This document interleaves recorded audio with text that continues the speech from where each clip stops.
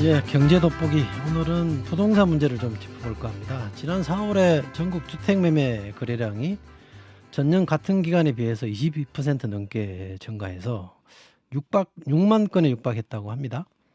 주택담보대출도 가파르게 증가하고 있다고 하는데요. 자세히 좀 짚어보겠습니다. 명지대학교 박정호 교수님 오셨습니다. 어서 오십시오. 예, 안녕하세요. 네, 색깔 좋습니다. 아, 고맙습니다. 셔츠가 좀 커 보이는데. 좀 제가 배가 많이 나와서요. 좀 큰 사이즈를 선호합니다. 그 약간 스트레스예요. 저도 살 잘 찌는 편이라 아, 그러세요? 예, 살찌면 찌어 보이는 게 별로 네, 보기 맞아요. 싫어서 큰 거 그래서 사요. 큰 거 삽니다. 예, 예. 그래서 또 집사람한테 혼나고. 자, 제가 지금 말씀드린 대로 전국적으로 주택 매매 거래량이 많이 늘었다고 하고 서울은 뭐 3월에 비하면 4월이 50% 가까이 급증했다고 하는데 네. 자, 단도직입적으로 부동산 경기 살아납니까?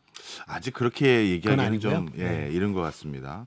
우리가 통상적으로 인제 어떤 이런 통계를 볼 때 전년 또는 전월 이런 걸로 그쵸. 비교도 예, 하는데 이제 그것만 가지고는 인제 왜냐하면 전년도가 너무 안 좋았을 수도 있고 너무 좋았을 수도 있고 전달도 마찬가지고요. 그래서 한 10년치 정도와 비교를 하는데요. 우리나라는 글로벌 금융위기 이후부터 코로나19 이전까지 서울 같은 경우 연간 그 주택 거래량이 한 7만 5천 건 정도가 평균이에요. 연간. 예, 예, 연간요. 예, 예. 그러니까 한 달로 따지면 한 6,500채 정도가 누가 사고 팔고 한다는 음, 거죠. 음, 거주 목적으로는. 음. 그런데 인제 지난달 같은 경우 서울의 거래량이 4,000채 정도밖에 안 됐으니까 우리가 한 뭐 15년 가까운 데이터에 비해서는 아직까지 거래량이 그러네요. 한참 못 미친 상황인 거죠. 예. 그래서 우리가 통상적으로 주택 시장이 좀 살아나고 또 부동산 경기가 살아난다라고 하면 서울 같은 경우는 한 6만 5천 채 정도 매달 거래가 되어 줘야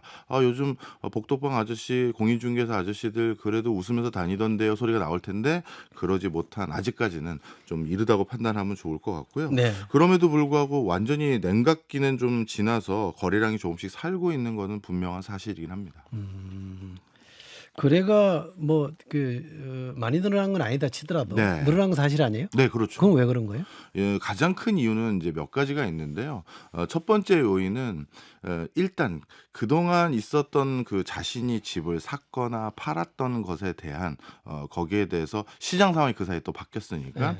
자신의 포지션을 또 바꿔야겠다라고 판단하는 매물들이 드디어 이제 거래들을 하기 시작한 것 같습니다. 예. 예를 들어서 고금리가 계속되는 과정에서 영끌이든 아니면 약간 대출을 좀 무리하게 해서 그렇게 집을 장만한 분들 중에서 야, 이거 지금 집값 분위기 보니까 당분간은 다시는 안 오를 것 같다.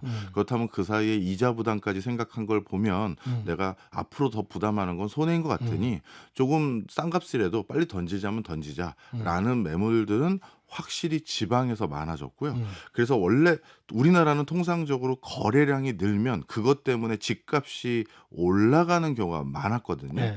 왜냐하면 그 사이에 물가도 또 올랐을 거고 네. 여러 가지가 있으니까 네. 그랬는데 이번에 지방 같은 경우는 거래량이 늘면서 오히려 전반적인 시세가 조금 아래로 재조정되는 경우가 있었고요. 네.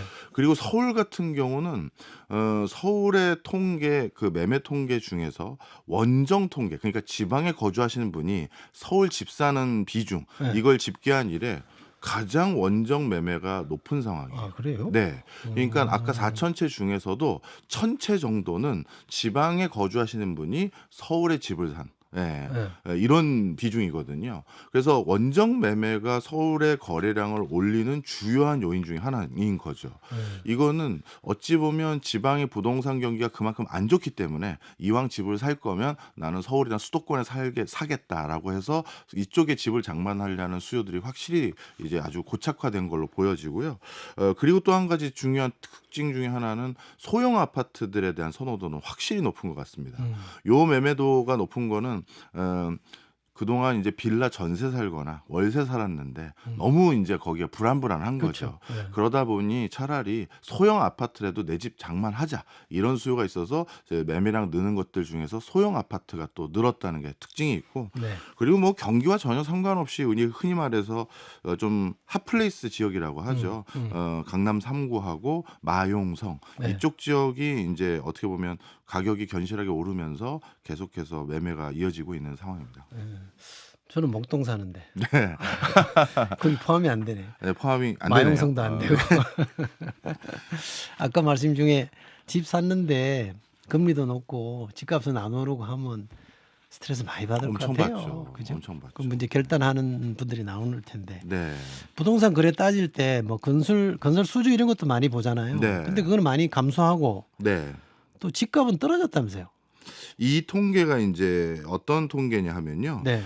일단 수주의 규모는 이제 10% 정도 감소했어요. 그런데 한국건설산업연구원에서 2024년 하반기에 대한 부동산 전망을 했었을 때 올해 같은 경우 집값이 전반적으로 전국 매매 평균 1.8% 정도 하락할 것으로 보여지고 하락. 예, 네. 전세가는 반대로 3% 정도 오를 것으로 오른다. 본다. 네. 이렇게 한 겁니다. 요거는 전국 평균이잖아요. 네. 근데 이제 평균이라는 건 결국 어디는 오르고 어디는 떨어진 게 있다면 그걸 평균한 거니까 네, 네. 전체는 떨어졌다고 얘기한 거지만 한국 부동산 원에서 지역별로 나눠 가지고 서울과 수도권, 지방으로 했었을 땐 서울과 수도권은 약간 올라가고 있는 추세고요. 지금 한 8개월째 이상 올라가고 있는 추세고 그다음에 지방은 뭐 반대 흐름으로 이제 보여지고 있고 특히 지방의 낙폭이 조금 더 큽니다. 그러다 보니까 전체 평균치에서는 이 1.8% 하락한다라는 숫자가 나오고요. 전세가 상승은 상당히 많은 부분이 많은 분들이 빌라 전세를 살거나 월세 살았던 분들이 이제는 아파트 전세로 옮겨가는 수요까지 있다 보니까 아파트 전세 가격이 많이 올라가고 있어요. 네. 바로 그것 때문에 이거는 뭐 지역과 크게 상관없이 전세 가격 상승은 뚜렷한 흐름으로 보여지고 있습니다. 근데 예측하는 기관이 공이 전세값은 오른다고 예측하는 네. 거고 전국적으로 집값은 오른다 내린다는 좀 의견이 엇갈리는 거예요. 아니요. 그 부동산 원 같은 경우는 서울과 수도권 오른다, 지방은 떨어진다. 그 근데 지방은 그걸 좀 다르군요. 예. 그리고 전국 그걸 다 평균한 한국건설산업연구원에서는 그래서 평균을 해봤더니 그냥 떨어지더라 이렇게 얘기한 거죠. 그래서 우리 박정호 교수님의 결론 네. 어떻게 될 것 같습니까? 저는 이 참 오늘 좀 불편한 진실을 말씀드려야 될 것 같은데 부동산은 앞으로 대세 상승, 대세 하락 이런 기조보다는 양극화 흐름이 상당 기간 계속될 양극화, 것 같아요. 여기서도 예, 오르는 데는 더 상승 여력이 있어 보이고요. 그리고 떨어지는 데는 어떤 지역 같은 경우, 뭐 노골적으로 말씀드리면 시군 단위에서는 야 이게 다시 예전 그 고점을 다시 회복할 수 있는 여지가 있을까 하는 지역도 사실 많은 게 사실입니다. 오른 데는 많이 오르고 네, 떨어진 데는 계속 떨어진다. 예. 그럼 집을 사라는 얘기예요. 뭐 어떡하라는 얘기예요? 그래서 사실 알아서 그게 해라. 제일 아니에요. 그게 제일 이제 관심의 대상이죠. 근데 이제 제가 이 질문이 참 요즘 마음 아플 때가 있어요. 예를 들어서 집 살 적절한 매수 타이밍이 지금입니까 아닙니까 이런 질문들 많이 많죠 하시잖아요. 원래. 예. 근데 그 질문은 뭐 어떤 여러 가지 의미가 혼재되어 있는데 이왕 저도 집을 살 건데 조금이라도 싸게 사고 싶어요란 마음은 제가 이해를 하는데 그렇죠. 상당히 많은 부분은 요즘은 그걸 어떻게 받아들이고 있냐면요. 네. 집도 투자, 투기의 대상으로 이제 생각하는 거예요. 네. 예전에 우리 뭐 저기 앵커님이나 저나 저희 부모님 세대는 집을 이렇게 거주 목적으로 생각하는 비중이 훨씬 더 컸지. 네. 언제 샀다 언제 파는 게 좋을까요? 이런 생각을 그렇게 많이 하진 않았거든요. 네. 그리고 우리 윗세대들은 어찌 보면 그냥 내 집 사가지고 네. 살다 보니까 집값이 오르더라. 이런 걸 많이 경험하신 세대인데 일단 그래서 이 집의 매매 패턴이 많이 달라졌다는 게 굉장히 아쉽기도 하고 걱정도 되고 하는 이제 마음인데요. 근데 이런 상황에서 이렇게 말씀드리고 싶어요. 지금부터 다음번 대선 전까지 집을 살 좋은 호기들이 꽤 있습니다. 아 있어요. 예, 왜냐하면 기준금리는 이제 전 세계적으로 점점 낮아지는 추세로 재조정돼 가고 있고요.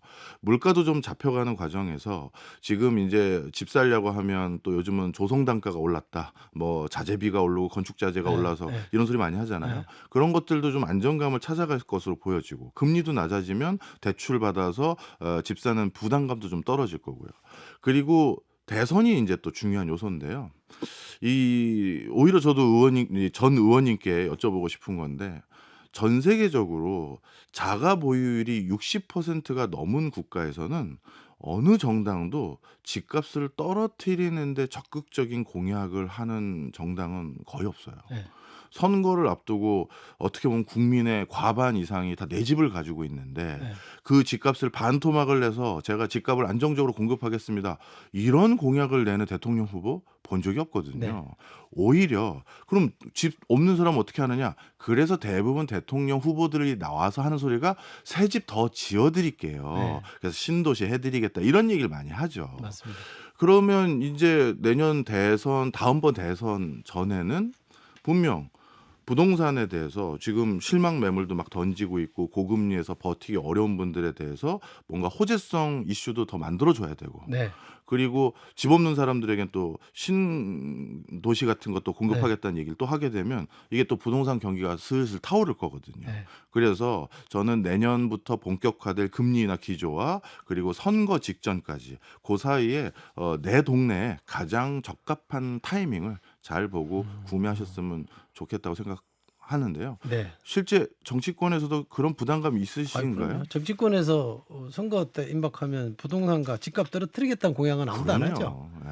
큰일 나죠. 그럼요. 그러니까 통상 이제 하는 표현이 집값은 안정이라는 표현을 쓰죠. 그렇죠. 안정이라는 표현. 안정화시키겠다 예. 이런 표현을 많이 쓰죠. 게다가 이번에는 뭐 저 1기 신도시의 재건축 이슈를 또 이번 총선에서 네. 많이 만들어 놨잖아요. 법안 개정 없이 이슈만 만들어졌기 때문에 그쪽에서는 기대감이 지금 엄청 큰 상황이거든요. 네. 그럼 거기도 재건축 이슈에 대해서 좀 뭔가 분명한 답을 대선 전까지 주지 않으면 또 투표 성향이 달라질 수도 있으니까 그것까지도 부동산 호재로 봐야 됩니다. 제가 좀 어렸을 때 많이 들었던 부동산 용어는 복부인, 네. 떴다방 이런 거. 네. 지금은 이제 그런 게 없잖아요, 그죠? 뭐 지금은 뭐 그 부동산 기획 뭐 기획 부동산이라고 부르죠. 그렇죠. 네. 그런 건 없어졌고. 네. 전세 가격이 계속 오르는 이유는 뭡니까? 예, 이 전세 가격이 가장 크게 오르는 이유는 역시나 뭐 전세 사기, 전세 대란 이게 이제 가장 큰 요인입니다. 어떻게 보면 빌라 쪽에서는 전세가 고정이거나 아니면 안정되게 이미 확인된 빌라만 전세가 조금 오르는 분위기고요. 네. 그러니까 빌라 기피 현상이 전반적으로 있는 건데 그럼 빌라가 기피됐으니 그 사람들은 어딘 가서 또 살아야 되니 아파트에 자꾸 몰리다 보니까 그게 전세 가격을 자꾸 끌어올리는 요인이 되고요. 아파트를 그럼 아예 이참에 내가 사겠다라는 사람들도 일부는 생겨버렸어요. 그래서 앞서 잠시 서울과 수도권 지역은 아파트 가격마저도 좀 오르는 요인들 중에 하나가 빌라 기피 현상이 심화되기 시작하면서 아파트에 대한 쏠림 현상이 더 생기기 시작한 것도 분명한 사실이죠. 전세 사기 금방 말씀하신 게 주로 이제 빌라 대상인 네, 맞습니다. 거잖아요. 네. 그러면 아파트는 전세 사기가 어떻게 구조적으로 좀 어렵나요? 어렵죠. 왜냐하면 그래요? 시세가 확인이 너무 잘 되고요. 그리고 매물 자체가 표준화되어 있지 않습니까? 음. 어느 동네 어느 아파트는 전반적으로 시세가 어떻대 거래량이 다수 있기 때문에요. 그런 걸로 인해서 내가 비싸게 사는지 싸게 사는지가 어느 정도 확인이 다 되기 때문에 거기는 좀 가격 조정이나 이런 것들, 가격 조작이나 이런 것들이 쉽지 않은데 빌라는 사실 요쪽 동네에 A라는 빌라, B라는 빌라 짓는 방식도 다르고 내외장재도 다르고 평수도 다르다 보니까 옆에가 얼마짜리라고 해서 내게 얼마라고 얘기할 수가 없거든요. 네. 그러니까 빌라에서는 장난이 많았던 게 사실이죠. 그런데 어쨌든 빌라도 많은 분들이 사시잖아요. 예. 근데 여기 기피가 돼버리면 시장은 얼어버릴 테고 이대로 네. 두면 안 되잖아요. 맞습니다. 어떻게 해요? 이게 사실 많은 부동산과 관련된 학자들 사이에서도 정말 갑론을박이 있어요. 제가 좀 표현을 약간만 거칠게 네, 하면 우리나라에서는 내 집 가진 사람을 약간 전과자 취급을 합니다. 아 그래요? 무슨 소리냐? 네. 집을 가졌다는 이유만으로 집을 장만하는데 정부에서 부여하는 정책적 어떤 뭐랄까요? 페이버라고 할까요? 네. 배려가 전부 상실되거든요. 네. 청약에서 저 뒷순위가 되고 그다음에 다시 청약하려면 자격이 없어지고 그러니까 내 집 하나를 장만하게 되면 집을 장만하는데 얻을 수 있는 각종 정책적 혜택이 전부 상실돼요. 네. 근데 이것 때문에 빌라가 제대로 거래가 안 되고 제값을 못 받게 만드는 상황도 되거든요. 우리가 서울 집값이 너무 비싸다. 이제 평균이 10억이 넘었다 그러는데 그거는 서울의 아파트를 얘기하는 거고요. 서울의 빌라는 평균이 5억이 안 돼요. 그런데 그럼 서울의 빌라는 왜 이렇게 싸고 아파트는 왜 이렇게 비쌉니까? 자, 그 이유가 빌라는 사면 내가 아파트 살 수 있는데 받을 수 있는 모든 혜택과 기회를 전부 다 이제 집을 가진 사람이 되니 음. 집이 있으셨네요라고 되니까 못 받게 되거든요. 네.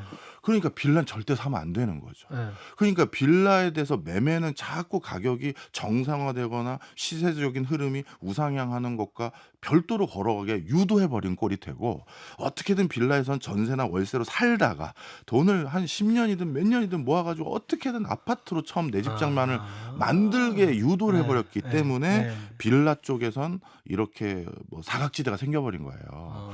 그렇다고 정부 입장에선, 제가 뭐 정부 편을 드는 건 아니지만, 그럼 무주택자들에게 우선권을 줘야지 유주택자들에게 우선권을 줄 수는 없지 않습니까? 이제 이걸 이렇게 너무 또 단순하게 했다가는 이 빌라 같은 사태가 이제 해결이 근본적으로 안 되니까, 이거를 유주택, 무주택 이렇게만 놓을 게 아니라 징검다리로 네. 나도 내 집에서 그냥 뭐 편하게 내가 박으면서 뭐 3억짜리 빌라 살다가 돈 좀 모아서 7억짜리 빌라 살다가 드디어 와이프랑 많이 모아가지고 10억짜리 내 아파트 사는데 정부에서 대출 좀 해주십시오.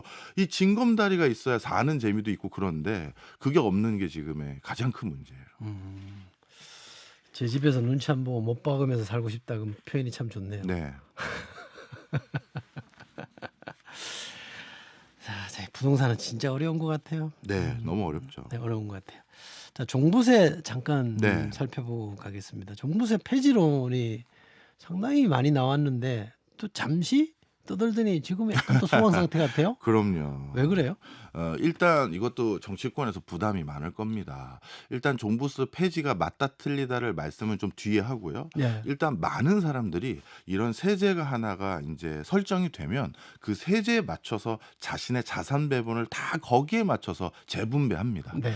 내가 지금 이렇게 샀다가는 종부세를 내게 되니 나는 이제 미리 팔고 그다음 난 어디로 이사 가야지, 아니면 난 집을 어떻게 해야지, 이걸 다 결정을 해놨는데 갑자기 이제 와서 종부세를 폐지한다 그러면, 나 종부세 폐지할 줄 알았으면 그 집 계속 들고 있었는데 라고 하는 사람들이 또 빗발같이 항의하거든요.